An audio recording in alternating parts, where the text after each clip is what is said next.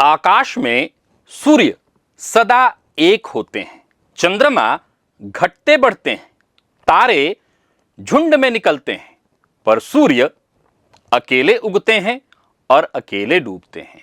और ज्योतिष का नियम है कि ग्रह जिस भाव में बैठता है अपना स्वभाव उस भाव को दे देता है। तो सूर्य जिस भाव में बैठे वहां यही एक छत्र स्वभाव उतरेगा। इसलिए आज का सूत्र, सूर्य जिस भाव में हो उस क्षेत्र में दो में से एक फल अवश्य मिलता है। पहला एकाधिकार या दूसरा एकाकीपन। या तो वहां आप अकेले राजा होंगे या अकेले पड़ जाएंगे। नमस्कार प्रिय दर्शकों, आज की चर्चा सूर्य से संबंधित है। जन्म कुंडली के 12 भाव में सूर्य के प्रभाव से संबंधित है, बेहद अद्भुत है।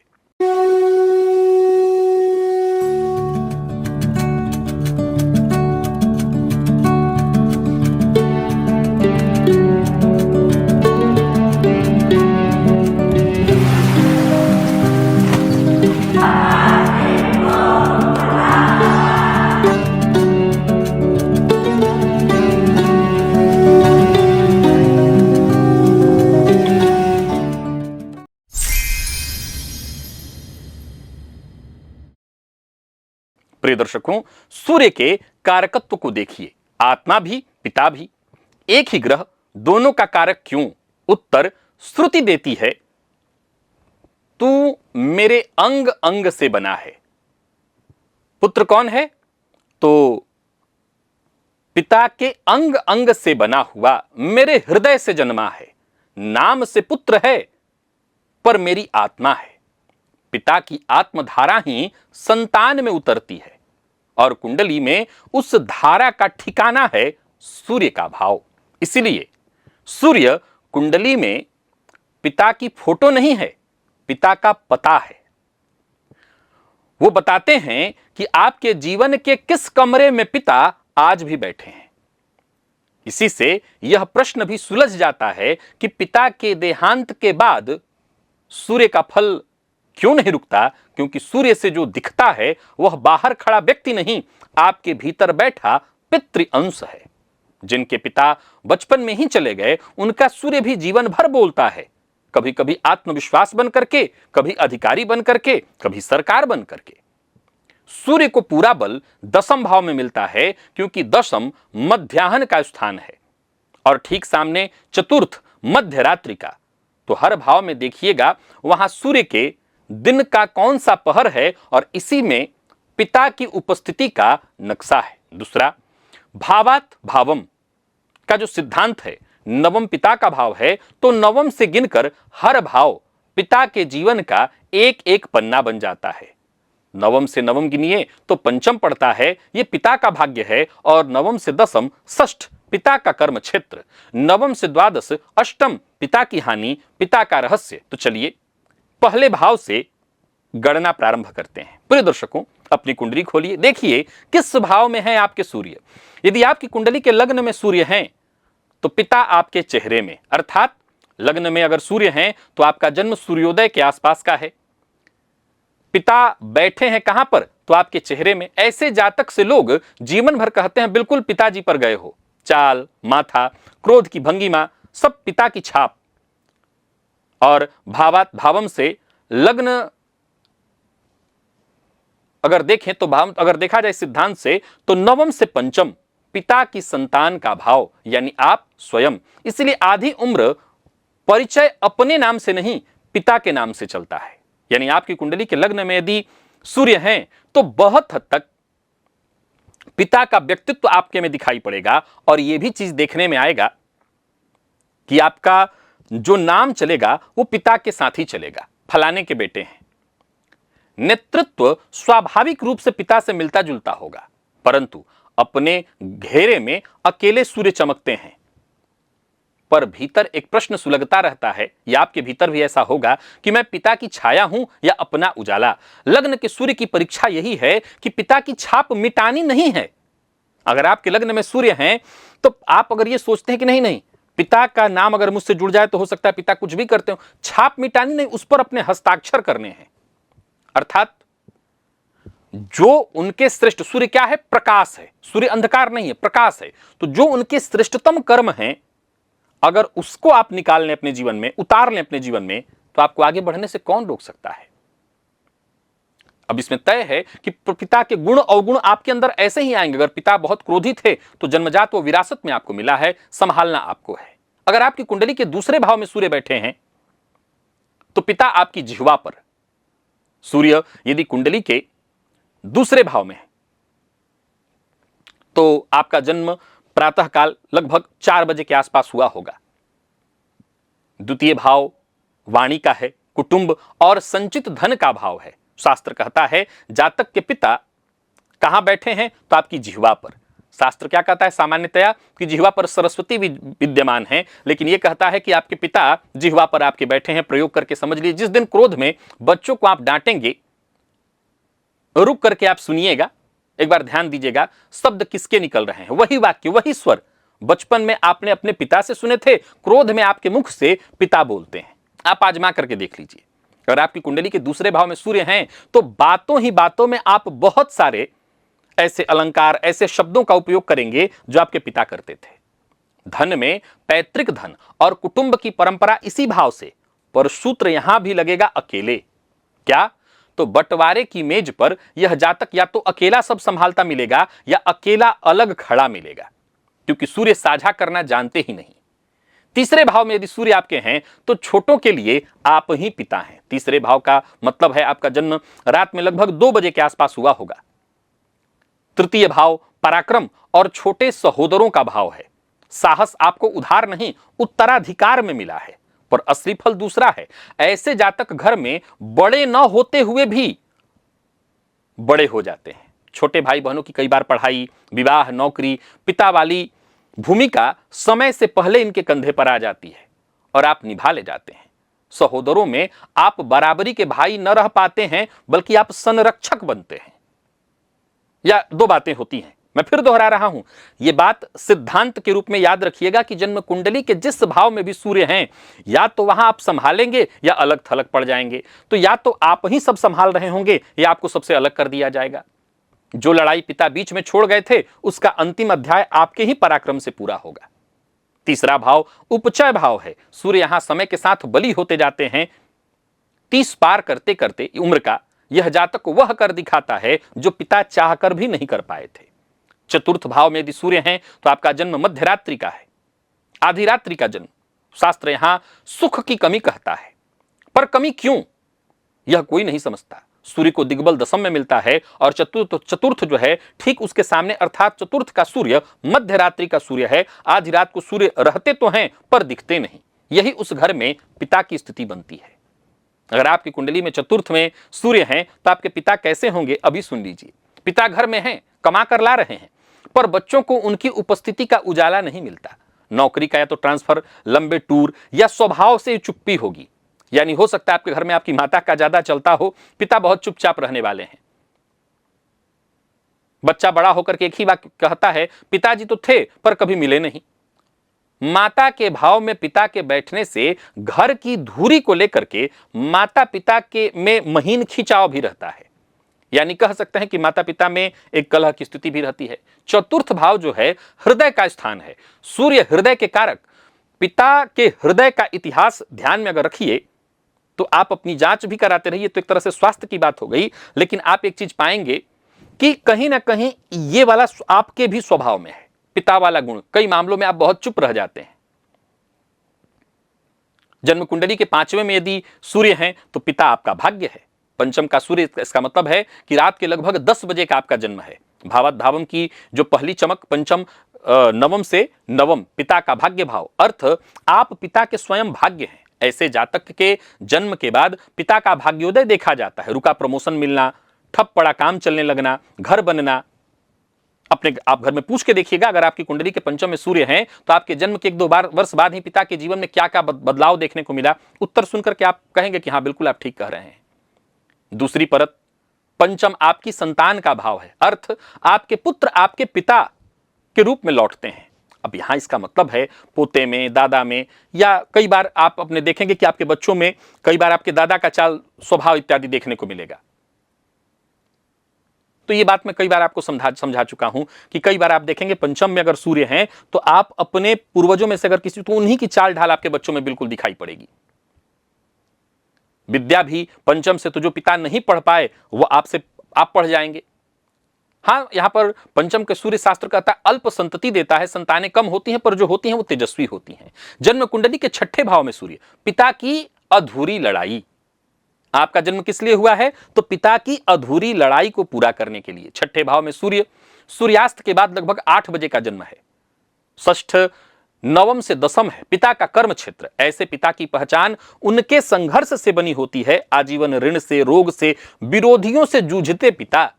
यानी आपके पिता जीवन पर्यंत जूझे होंगे और वही मोर्चा विरासत के रूप में आपको भी मिलेगा। पर घबराइए मत, षष्ठ उपचय भाव है, यहां सूर्य शत्रुहंता होते हैं। कोर्ट कचहरी, प्रतियोगिता, नौकरी, राजनीति, अंतिम जीत आपकी ही है। जो पिता जीवन भर इस भाव से जूझे हैं उन पर आप हर जगह जीतेंगे। सूक्ष्म बात यह है कि लड़ाई प्रायः आपकी शुरू की हुई नहीं होगी। हो सकता है पिता के समय से ही कोई जमीन का मुकदमा चला रहा है, कोई पुराना विरोध, कोई पुराना कर जो पिता अध्याय अधूरा छोड़ गए थे, उसी को आपको पूरा करना है, वो आपके हिस्से आया हुआ है। नौकरी में अधिकार का पद तो मिलता है, पर अधीनस्थ बहुत बराबरी के मित्र कम ही मिल पाते हैं, वो भी कहीं ना कहीं आपके टांग खींचने वाले ही होते हैं, पर आप सब में जीतेंगे, इसमें कहीं कोई संशय नहीं। सप्तम भाव, डूबते सूर्य की परीक्षा है ये। अगर आपकी कुंडली के सप्तम में सूर्य बैठे हैं तो इसका मतलब है आपका जन्म सूर्यास्त के समय का है। उस प्रश्न का उत्तर जो हर विद्यार्थी पूछता है कि सूर्य तुला में ही नीच क्यों? मेष पहली राशि है आत्मनिर्माण की, वहां सूर्य उच्च, तुला 7वीं राशि है साझेदारी और विवाह की, वहीं नीच। शास्त्र का इशारा साफ है, आदेश और अनुशासन वाला पितृ तत्व आत्मनिर्माण में ही उच्चतम फल देता है, पर बराबरी के संबंध में उतरते ही नीच हो जाता है। विवाह दो बराबर लोगों का गठबंधन है और सूर्य बराबरी नहीं जानते। उनके पास एक ही चीज है, परिणाम। और वो क्या परिणाम? तो दाम्पत्य में अहंकार की खींचतान। जैसा मैंने कहा कि या तो आपका ताव होगा या आप अकेले होंगे, किनारे खड़े होंगे। तो ऐसा कोई प्रायः ज्यादातर लोग नहीं जानते कि ऐसे विवाह में प्रायः एक तीसरी उपस्थिति रहती है। जन्म कुंडली के सप्तम में यदि सूर्य हो तो एक तीसरी उपस्थिति देखने को मिलती है पिता की। पत्नी को लगता है कि पति के निर्णय ससुर तय करते हैं, या पति अनजाने में पत्नी से पिता वाला अनुशासन मांगने लगता है। यह बड़ा कमाल का सिद्धांत है, यहां थोड़ा रुक करके समझना होगा। या तो पत्नी को यह लगता है कि पति अपने से कोई निर्णय ले ही नहीं पाते, जो भी ससुर कह रहे हैं, सास ससुर दोनों रख लीजिए, यहां ससुर शब्द का इस्तेमाल चल रहा है, सूर्य की हम चर्चा कर रहे हैं, तो पत्नी को यह लगता है कि जो ससुर कहते हैं वो यही मानते हैं। और या फिर पति को ऐसा लगता है कि वो पत्नी में पिता वाला अनुशासन ढूंढता है।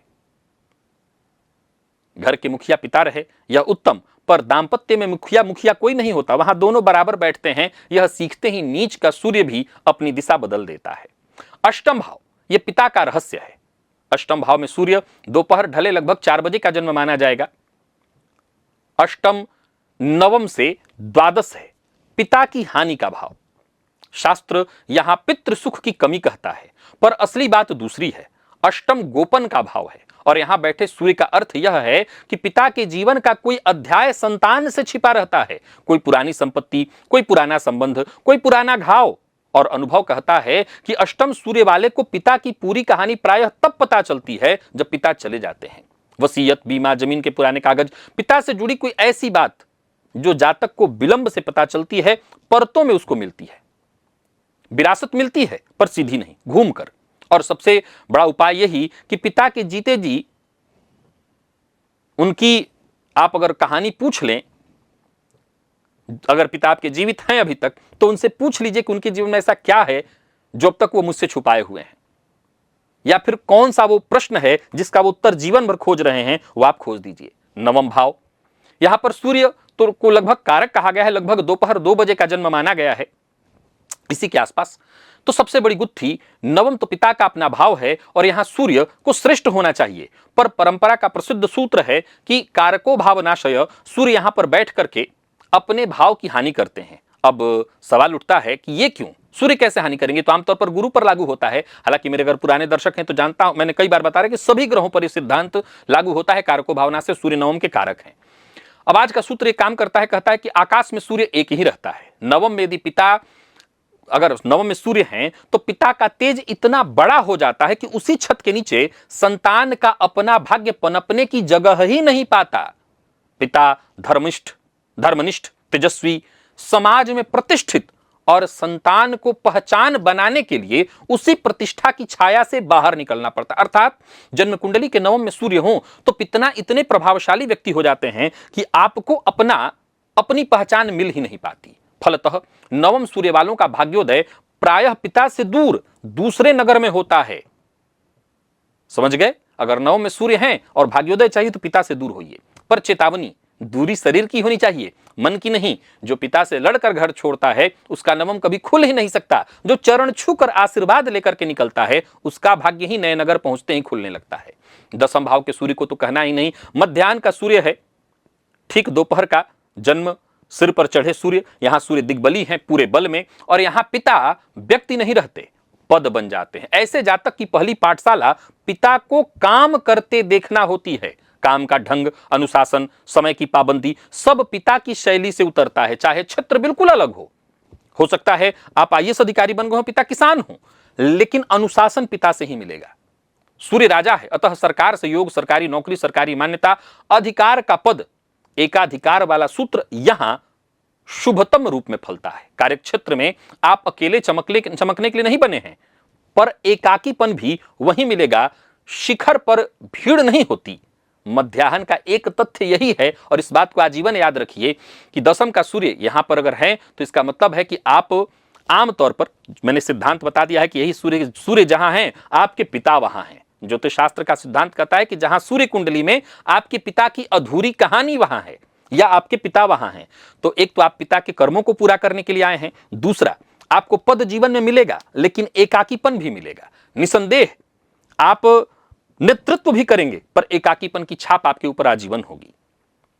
दसम के सूर्य में पिता की छाया जातक पर सबसे कम पड़ती है, सबसे कम आशीर्वाद, पूरा दबाव न्यूनतम। इसलिए दसम का सूर्य वैसे तो श्रेष्ठतम है, और ऐसे जातक पिता के साथ रहकर के, दूर रहकर के पिता की जो भी कामनाएं हैं उसको पूर्ण कर देता है। एकादश भाव में यदि सूर्य हो तो पिता के पुरुषार्थ का फल जातक स्वयं होता है। एकादश में सूर्य का मतलब है कि सुबह का जन्म लगभग 10 बजे के आसपास का। एकादश नवम से तृतीय है, पिता का पराक्रम भाव। अर्थ सीधा है, पिता ने जो भुजाओं से कमाया वह आप तक लाभ बनकर के पहुंचा। हो सकता है पिता ने वो पैसे न देखे हों, लेकिन वो आप तक पहुंचेगा। पिता का बनाया संपर्क, पिता की साख, सब आपकी आय का मार्ग खोलते हैं। लाभ भाव का सूर्य बड़ी आय देता है, बड़े लोगों से योग कराता है, अधिकारी, नेता, संस्थाएं। पर मित्रता वाला कोना अगर देखा जाए तो एकादश मित्र मंडली का भाव भी है, और वहां सूर्य बैठे हैं। परिणाम, मित्र बहुत पर बराबरी का मित्र दुर्लभ। सभा में आप अध्यक्ष की कुर्सी पर मिलेंगे, बराबर वाली बेंच पर कोई ऐसा खास नहीं होगा आपके लिए, करीबी कोई नहीं होगा। और एक चुपचाप वाली बात आती है, एकादश इच्छाओं का भाव, और वहां पितृ अंश बैठा है। ऐसे जातक की सबसे बड़ी इच्छा टटोलिए तो प्रायः वही निकलती है जो कभी उनके पिता की इच्छा थी। आपकी इच्छा भी वही है। हो सकता है आपके पिता ने खुल करके आपको कहा भी ना हो, लेकिन आप अगर सूर्य एकादश भाव में बैठे हैं तो बस यूं समझ लिए आप अपने पिता की इच्छा पूर्ति करने के लिए आए हैं और कर रहे हैं। द्वादश भाव यानी 12वां भाव, पिता स्वप्न में, अर्थात आपका जन्म सुबह लगभग 8 बजे का है। द्वादश व्यय, दूर देश और मोक्ष का भाव है। पिता यहां बैठे हैं, यानी कि द्वादश में सूर्य हैं, तो यहां दो रूप मिलता है। या तो पिता से आप स्वयं दूर रहेंगे या पिता आपसे दूर रहेंगे, प्रवास में, नौकरी के लिए दूसरे शहर में रहेंगे, और बचपन पिता की प्रतीक्षा में आपका बीतेगा, या जातक स्वयं पिता से दूर जा बसेगा और अब पिता स्वप्न में ही मिलते हैं। अर्थात द्वादश का सूर्य पिता को स्वप्न का विषय बना देता है। जिन पर बीत रहा हो वही समझेंगे, मैं समझाऊंगा तो भी ऐसे समझ में नहीं आएगा। या तो कम उम्र में पिता चले जाते हैं या पिता से दूरी रहती है। कई बार पिता का संबंध उस तरह का नहीं मिल पाता जो मिलना चाहिए। सूर्य दाहिनी आंख के कारक हैं। द्वादश भाव वाम नेत्र का भाव। आंखों की जांच नियमित कराते रहिए। शास्त्र यहां नेत्र कष्ट गिनाता है, पर श्रेष्ठतम फल आध्यात्मिक है, मोक्ष का द्वार, और यही पितृअंश है। क्या कह रहा है आपको? सबसे पहले तो आपको अपने पितरों के लिए सब कुछ जो करना है वो करिए, लेकिन जन्म कुंडली के 12वें में है सूर्य, तो आप पिता की कई सारी कामनाओं में एक त्याग की कामना पूरी करने आए हैं। क्या करने आए हैं? त्याग की। आप केवल पैसा कमा करके खुद पर उड़ाने नहीं आए हैं, उनके त्याग की जो कामना कहीं उनके मन में दबी रह गई थी कि मैं ये करूंगा, मैं लोगों के लिए, वो त्याग की कामना पूरी करने आए हैं। यहां तक 12वें भाव का सिद्धांत पूर्ण हुआ। जरा समझिए, जन्म कुंडली के जिस भाव में सूर्य बैठे हैं वो पिता की अधूरी गाथा है और उसी को पूरा करने आप आए हैं। अब आगे बढ़ते हैं प्रिय दर्शकों, यहां पर अब हमें अस्त ग्रहों के बारे में भी थोड़ा समझना चाहिए। भाव की बात पूरी हो गई, अब वह सूक्ष्म बात जिसके लिए यह वीडियो आपको संभाल करके रखना चाहिए। जो ग्रह सूर्य के बहुत निकट आ जाते हैं, शास्त्र उसे अस्त कहता है। जैसे दिन में तारे रहते तो हैं पर सूर्य के प्रकाश में दिखते नहीं हैं। पारिवारिक अर्थ यह है कि जो ग्रह अस्त है वो जीवन का वह विभाग पिता की छाया में रहेगा। जैसे बुध अस्त हो, प्रायः कुंडलियों में मिल जाते हैं क्योंकि बुध सदा सूर्य के आसपास चलते हैं, तो ये कह रहा है कि बुद्धि और वाणी पर पिता की छाया रहेगी। निर्णय आप लेंगे पर भीतर पिता की आवाज चलती रहेगी। प्राय ऐसे ही लोग तो ज्यादातर कहते हैं कि मेरे पिताजी तो ऐसा कहा करते थे, मेरे पिताजी ये करते थे। पढ़ाई और विषय के चुनाव तक पिता की या तो आप स्वीकृति मांगेंगे या पिता के मन की करेंगे। शुक्र अस्त हो तो दाम्पत्य पर पितृ छाया होगी। कई बार ऐसे मामले भी दो तरह से निकल करके आते हैं कि दाम्पत्य जीवन के तनाव में, हालांकि ससुर काम ऐसा करते तो नहीं है लेकिन फिर भी ये कारण बन जाते हैं। तो ये देखने में आता है, कई बार ऐसा होता है कि आपका कर्तव्य कर्म इतना हावी होता है कि आप अपने पार्टनर को समय नहीं दे पाते। गुरु अस्त हो तो अपना गुरु और धर्म निर्णय पिता से स्वतंत्र नहीं हो पाता। तो ऐसे लोग ही क्या करते हैं कि पिताजी फलाने गुरुजी से दीक्षा लिए थे तो हम उन्हीं से दीक्षा लेंगे इत्यादि। पिताजी फलाना पूजा करते थे तो हम भी वही करेंगे। मंगल अस्त हो तो साहस पूरा है पर हर छलांग से पहले आपको अनुमति की प्रतीक्षा है। शनि अस्त है तो यहां पर आप जानते हैं कि सूर्य साथ होंगे तभी अस्त होंगे। तो यहां पर ज्योतिष शास्त्र कहता है कि पिता पुत्र में आपस में शत्रुता बस यही रहेगी, मौन, तनाव उतर जाएगा जीवन में। कर्म के क्षेत्र के जातक के कर्म क्षेत्र में पिता का सदैव दबाव होगा और संतान भीतर ही भीतर चुपचाप बगावत करता रहेगा। तो कुल मिलाकर के देखा जाए तो जन्म कुंडली के सूर्य जिस भाव में है, फिर से सुन लीजिए आखिरी लाइन ताकि यह विषय पूरा हो जाए, कि जिस भाव में सूर्य है बस यूं समझ लीजिए उसी कमरे में आज भी आपके पिता बैठे हैं। उसी कमरे में पिता की कोई अधूरी कथा छूटी हुई है जो आपसे पूरी हो रही है। चौथे में है तो मकान की उनकी चाहत रह गई होगी, वो पूरी कर रहे हैं। पांचवें में है तो उनकी पढ़ाई की इच्छा पूरी रह गई होगी, वो पूरी कर रहे हैं। छठे में है तो लड़ाई की कोई इच्छा पूरी रह गई होगी, वो आप कर रहे हैं। 10वें में कोई उनकी इच्छा प्रतिष्ठा की कमाने की रह गई होगी कि मेरे समाज में मान सम्मान हो, वो आपको मिल रहा है। यानी आपको जो भी ये मिल रहा है, सूर्य जिस भाव में है समझ लीजिए कि वह क्षेत्र आपका चुनाव नहीं है, आपकी विरासत है। उस क्षेत्र में सफलता रुकती कब है? जब तक मनुष्य पिता को दोष देता रहता है, पिता ने कुछ नहीं छोड़ा, पिता ने ये नहीं किया, पिता ने वो नहीं किया। जो ऐसा कहता रहता है वह अपने सूर्य को मंद करता है, क्योंकि सूर्य आत्मा है और पिता उसी आत्मा का स्रोत को कोसकर धारा नहीं बहा करती। खुलती कब है? जिस दिन दोष की जगह ऋण स्वीकार हो जाता है। यानी पितृ ऋण चुकाने का शास्त्रीय आरंभ जिस भाव में आपकी कुंडली में सूर्य बैठे हैं, एक आखिरी लाइन और भी समझ लीजिए, वो पितृ ऋण का भाव है और वो आपको चुकाना ही चुकाना है। पिता की अधूरी कामना पूरी करनी ही करनी है, वो कोई भी भाव हो सकता है। आशा करता हूं आप इस सिद्धांत को अपनी कुंडली पर अभी कभी आजमा करके देख लेंगे और कल से लग जाएंगे पिता की अधूरी कामना को पूरा करने में। बिना इसे पूरा किए पितृ ऋण से कैसे मुक्ति पाएंगे, विशेषकर अपने पिता के ऋण से कैसे मुक्ति पाएंगे। चलिए आज के लिए बस इतना ही, इजाजत दीजिए, पुनः मुलाकात होगी। और कमेंट में अवश्य बताइएगा कि क्या आपने पिता का की वो अधूरी कामना पूरी कर दी। तब तक के लिए नमस्कार।